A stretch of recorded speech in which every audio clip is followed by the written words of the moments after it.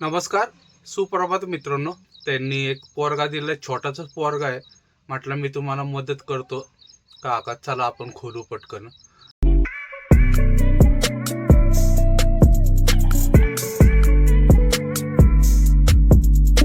नमस्कार. सुप्रभात मित्रांनो. आजच्या नवीन ब्लॉग मध्ये तुम्हा सर्वांचं स्वागत. सकाळचे 7 वाजले मित्रांनो.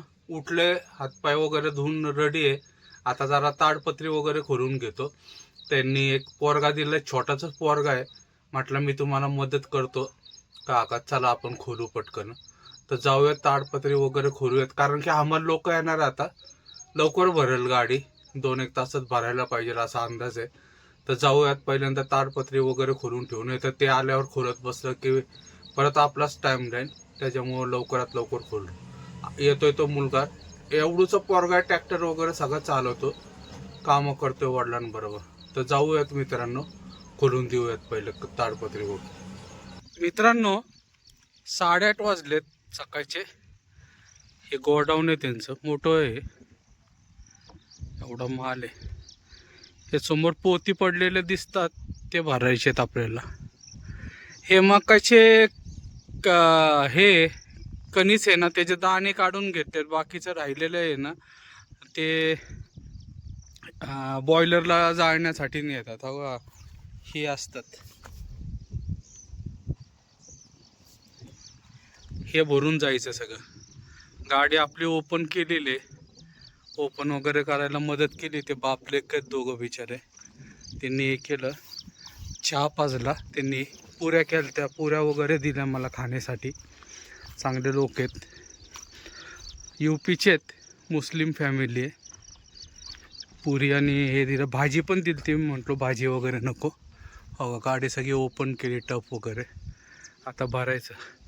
ते ट्रॅक्टर आहे असा JCB सारखा, त्याच्याने माल आणून वरतून टाकतात, त्याच्यामुळे ते गाडी खोरायला लागते. आणि 2 पोट ते हाईट जाते, त्याच्या कारण हे सगळं. समोर दिसतंय बघा त्यांचं घर. ते काका आहेत बघा, दाढीवाले, तिथं थांबलेले. त्यांनी वगैरे सगळं मदत केली मला, त्याच्यामुळं काय अडचण नाही. सगळं शेती आहे चारी बाजूला. 1-2 घर आहेत. जागा एकदम मस्त आहे. रात्री झोप पण एकदम व्यवस्थित लागली, त्यामुळं काय अडचण नाही. होईल म्हणतात 12-1 वाजेपर्यंत 100%. रात्री तर आपण पुण्यात पोचू. औरंगाबाद काय 200 किलोमीटर, 200-2.25 किलोमीटर पुणे असेल. आपल्यासाठी किरकोळ येते. सहज जाऊ आपण. गाडी फक्त एकदा लोड होऊन, त्याला लेबरचा काहीतरी प्रॉब्लेम चालू आहे बहुतेक. लेबर आहे ना लवकर, त्याच्यामुळे अडचण आहे. नाही त्याला चालू झाली असते का. एकच माणूस आलाय. बघूयात आता किती वेळ लागतो, काय होतं मित्रांनो. दुपारच्या 1:30 वाजलाय. गाडी वगैरे भरून रेडी आहे आपली. समोर दिसती गाडी. हाईट बघा किती आली आता मागं. गाडी व्यवस्थित बांधून वगैरे पॅक करून घेतली. आता निघायचं. इथंच काट आहे बघा, समोरच त्यांचा स्वतःचा काट आहे. गोडाऊन आहे असं मोठं. माणूस होता नशीब बांधायला, आणि समजदार होता, म्हणजे माहिती होती गाडी बांधायची वगैरे. त्याच्यामुळं आम्ही दोघात बांधली. त्याचा एक बारका पोरगा होता, तो पण मदत करत होता बिचारा. मध्ये काही ना काही करत होता. आणि वारं खूप सुटलं होतं, त्याच्यामुळं कागद उडायचा. पण बांधून घेतली आहे व्यवस्थित. मागं वगैरे सगळं एकदम पॅक केलं आहे. आता निघूयात मित्रांनो.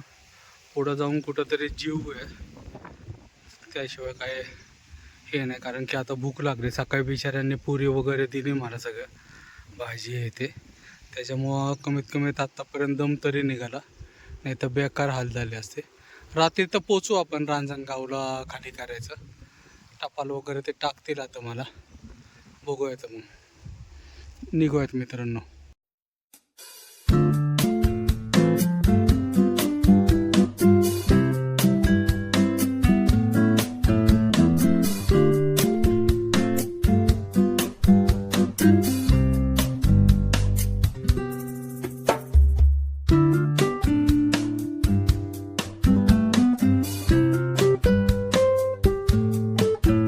मित्रांनो, रात्रीचे 11:30 वाजलेत.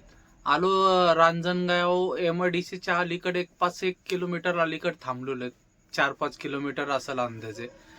कारण की आत्ता डॉक्युमेंट्स आलेत, म्हणजे टपाल मला गाडीचं आत्ता आलं. मी पोचल्यानंतर ते पण कुंदन शेटला आत्ता आलं. कुंदन शेटने मला आत्ता फोन केला. त्याची आता प्रिंट वगैरे काढायची. आता एवढ्या रात्री काय प्रिंट वगैरे भेटणार नाही. आता सकाळी प्रिंट काढायला लागतील, त्याच्यानंतर मग कंपनीत एंट्री.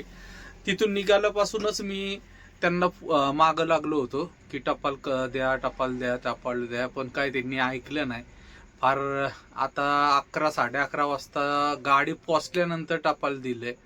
आता काय प्रिंट भेटत नाही कुठं, सगळं बंद झालंय. आता तर उद्या गणपती बसणार आहेत, त्याच्यामुळं आता उद्या सकाळी बघायला लागेल रांजणगाव MIDCला कुठंतरी गाडी साईडला लावून आपले पहिले प्रिंट काढून घ्यायला लागेल. त्याच्याच नंतर एंट्री वगैरे होणार.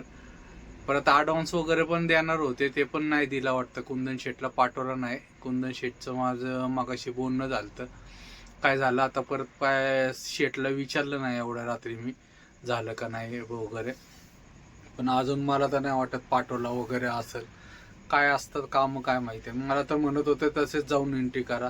आता एवढी मोठी ती कंपनी, त्या तिथं विदाऊट डॉक्युमेंट्स कशी काय एंट्री होणार. मीच त्या साहेबांना म्हटलो, साहेब कशी काय एंट्री होणार, कुठून आले काय आले, नाही जरा तुम्ही बोलून बघा. म्हटलं कसं होणार ते बोलणं, काय लहान पोरांचं आहे का काय ते बोलून आपलं हे समजायला सगळं. तर शेवटी मग म्हटलो की मी शिरूरच्या अलीकडं वगैरे कुठंतरी थांबतो. तर रांजणगावच्या अलीकडे थांबलोय. आता आलंय. आता सकाळी बघू आता काय होतं आणि काय नाही. आता सगळ्यात मोठी गोष्ट, उद्या गणपती बसणार आहेत म्हटल्यानंतर उद्या कंपनी चालू आहे का नाही आहे हा सगळ्यात मोठा प्रॉब्लेम आहे. ते पण माहीत नाही. तिथला कंपनीचा कॉन्टॅक्ट नंबर वगैरे पण काय दिलेला नाही आहे त्यांनी. बघूया आता कंपनीत गेल्याशिवाय काहीच कळणार नाही चालू आहे का नाही आहे. कारण की उद्या जर बंद असेल तर रविवारी ते 100% कंपनीला सुट्टी असणार आहे. मग गेलो, माझी गाडी खाली करायला सोमवारच होईल शक्यतो. बघूयात आता, देव करू उद्या चालू असायला पाहिजे. मित्रांनो, उद्या गणपती बसत आहे. तुम्हाला सर्वांना गणपतीच्या शुभेच्छा. मित्रांनो, आता जेवण वगैरे मी फार 5 वाजता केलं. 5ला जेवलो आणि 7-7:30ला एक पुढं आल्यानंतर ढाबा भेटला चांगला. तिथं आंघोळ वगैरे केली. कारण की मागच्या संडेला आंघोळ केली ती मी. त्याच्यानंतर फार आता शुक्रवार उजडला. कारण की आजारी पण होतो 2-3 दिवस, त्याच्यामुळं काय आंघोळ करता आली नाही. पण आता म्हटलो किती वाजले तरी ढाबा चांगला भेटला की आंघोळ करूनच घ्यायचो. मग 7:30ला रात्री आंघोळ वगैरे केली. मग तिथून निघालो. मग काय आत्ता तर भूक नाही, त्यामुळं इथं काय फक्त एक कोल्ड्रिंक पिलं आत्ता आल्यावर. आणि आता बघू उद्या काय असेल ते, काय आपलं नशीब म्हणायचं आता उद्या काय होतं आणि काय नाही. तर मित्रांनो, आजचा हा ब्लॉग इथंच समाप्त करतो. ब्लॉग आवडला असेल तर लाईक, शेअर आणि सबस्क्राईब नक्की करा. शुभरात्री. जय महाराष्ट्र, जय हिंद.